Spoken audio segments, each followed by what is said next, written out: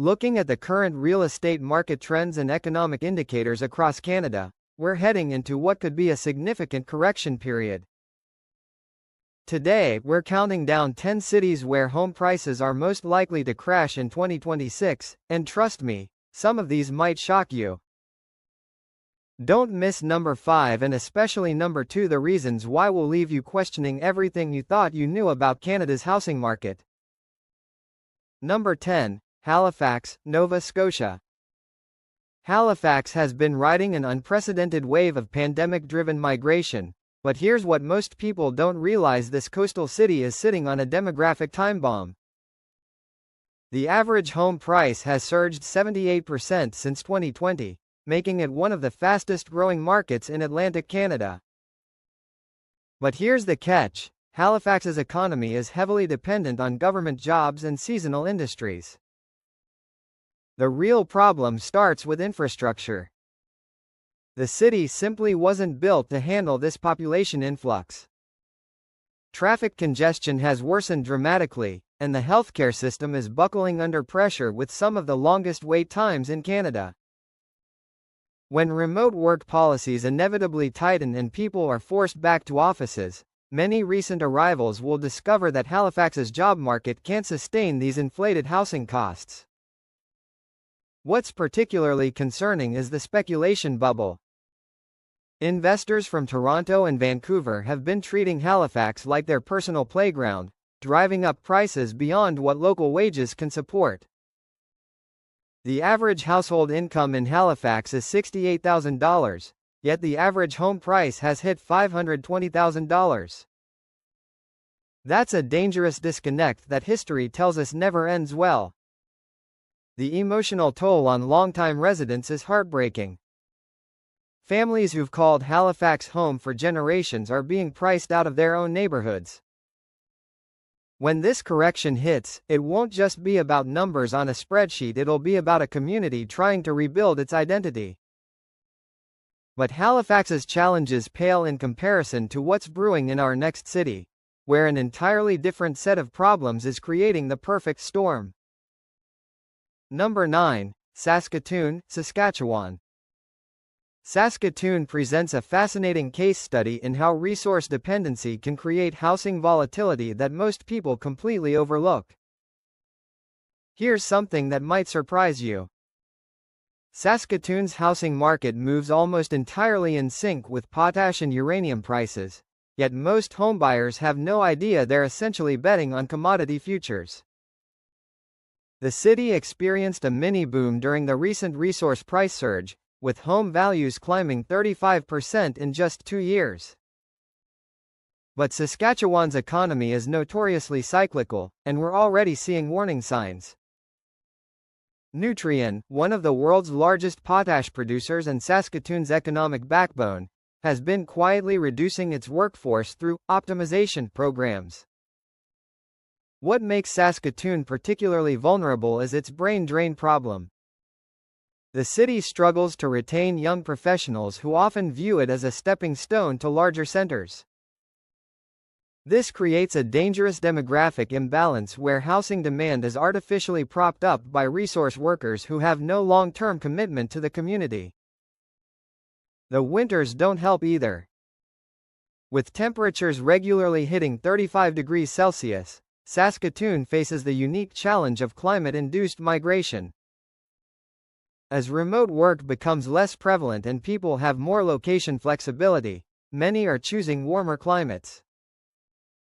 This slow exodus is already visible in the rental market, where vacancy rates have climbed steadily. For families considering Saskatoon, the math is becoming increasingly difficult to justify. Why pay premium prices for a home in a city where the economy depends on resources that could crash at any moment? The answer is becoming clearer: they won't. Speaking of resource dependency, our next city makes Saskatoon look diversified by comparison. Number 8. Fort McMurray, Alberta. Fort McMurray is the poster child for boom-bust cycles, and if you think the oil sands will protect it forever, you're in for a rude awakening. Climate change is already impacting Kelowna in ways that directly affect property values. Forest fire risk has made insurance expensive and sometimes impossible to obtain. The 2023 fires came within kilometers of major residential areas, and evacuation orders are becoming routine summer events. When your dream home comes with annual evacuation risk, the dream starts looking more like a nightmare. Water rights present another ticking time bomb. The Okanagan Valley is essentially a desert that depends on snowpack and irrigation systems. As climate patterns shift and population grows, water availability becomes increasingly uncertain. Properties with uncertain water access don't maintain their value. But the real kicker is the infrastructure debt. Kelowna has been growing faster than its ability to build supporting infrastructure. Roads are congested, healthcare is overwhelmed, and the airport can't handle peak seasonal demand. The city needs billions in infrastructure investment, but the tax base can't support it without dramatic property tax increases. What happens when paradise becomes unaffordable even for the people who can afford paradise? We're about to find out, and it won't be pretty. The lifestyle bubble phenomenon brings us to an even more shocking example. Number 4. Charlottetown, Prince Edward Island. Charlottetown might seem like an odd choice for a housing crash prediction, but this tiny provincial capital represents one of Canada's most distorted housing markets. With a population of just 38,000, Charlottetown has seen home prices rise 112% since 2020, more than doubling in 3 years. In a city where the average income is $48,000, homes now cost an average of $480,000. The math simply doesn't work. Here's what created this insane situation. Pandemic refugees from Toronto and Montreal discovered PEI's relatively low COVID restrictions and remote work policies, treating the island like their personal escape pod. But PEI has a fixed amount of land. It's an island, after all, and a very limited job market outside of government and seasonal tourism. The provincial government tried to cool the market with a residency requirement for property purchases, but damage was already done. Local families who've lived on the island for generations are being priced out by outsiders with big city savings. This isn't just an economic issue, it's destroying the social fabric of the community. PEI's economy is incredibly vulnerable to external shocks. Tourism, fishing, and agriculture dominate, and all three sectors face significant challenges. Climate change affects crop yields and fishing quotas, while tourism depends on discretionary spending that disappears quickly during economic downturns. The infrastructure limitations are becoming critical. The island has one major bridge connection to the mainland, making it literally isolated during storms. Internet connectivity, while improved, still lags behind urban centers, a problem for remote workers who drove recent demand. Healthcare is severely limited, with specialist services requiring mainland travel. What makes Charlottetown's situation particularly precarious is the seasonal nature of everything. The island essentially hibernates from November to April, with many businesses closing and unemployment spiking. People who bought homes based on summer impressions are discovering what island winters actually feel like, both climatically and economically. The rental market provides another reality check. There simply aren't enough year-round rental properties to support a transient population, yet many recent buyers are counting on rental income to afford their mortgages. When seasonal tourism normalizes post-pandemic, this rental demand could evaporate. Number 6. Moncton, New Brunswick. Moncton has been Maritime Canada's success story, but scratch beneath the surface and you'll find a housing market built on some very shaky foundations. The city marketed itself aggressively as an affordable alternative to Toronto and Montreal, attracting remote workers and retirees during the pandemic. Home prices responded by jumping 89% in 3 years, the fastest growth in Atlantic Canada. Here's what the tourism brochures don't tell you. Moncton's economy is incredibly fragile. The city depends heavily on call centers, government services, and logistics sectors that are increasingly automated or outsourced. Major employers like Irving and McCain are family businesses that could restructure or relocate operations with little warning. The bilingual requirement creates another hidden challenge. While Moncton promotes itself as bilingual, the reality is that most high-paying professional jobs require fluent French, limiting opportunities for many newcomers who drove recent housing demand. As remote work policies tighten, these English-speaking migrants may find themselves linguistically isolated in their career options. Climate change adds a wild card that most buyers haven't considered. Moncton sits in a flood-prone area, and insurance companies are already raising premiums dramatically for properties in certain zones. The Petite Kodiak River has a history of major flooding, and climate models suggest these events will become more frequent and severe. What's particularly concerning is the rental market dynamics. Many pandemic migrants bought homes assuming they could rent out portions to cover costs, but Moncton's rental demand comes primarily from students and seasonal workers, not exactly a stable income source for mortgage payments. The city's infrastructure is also showing strain. Healthcare wait times have increased dramatically, and the school system is overcrowded in some areas while underutilized in others, creating an uneven quality of life that could drive away the very demographic that fueled recent price growth. This brings us to number 5, and this is where things get really interesting because we're entering territory that most Canadians never see coming. Number 5. Kelowna, British Columbia. Now here's where most people would expect me to talk about another small maritime city or resource town, but Kelowna represents something far more dangerous, a lifestyle bubble that's about to collide with economic reality. This Okanagan Valley city has become ground zero for what I call Instagram economics, where people buy homes based on scenic photos rather than financial fundamentals. Kelowna's average home price has exploded to over $900,000, making it more expensive than many Toronto suburbs, despite having a local economy built primarily on tourism, wine, and seasonal agriculture.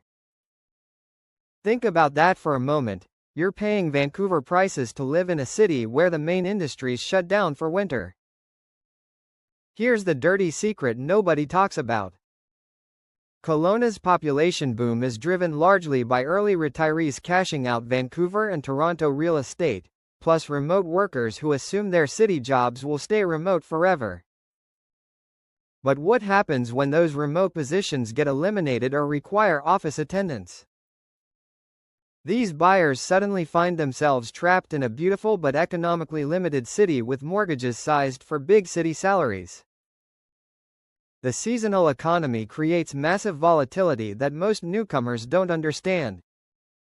Summer brings tourists and temporary jobs, creating a false sense of economic vitality. But winter unemployment spikes dramatically, putting pressure on local services and creating a feast or famine cycle for most businesses. Island life has a romantic appeal until you realize you're trapped on an island with an overpriced house and limited economic opportunities.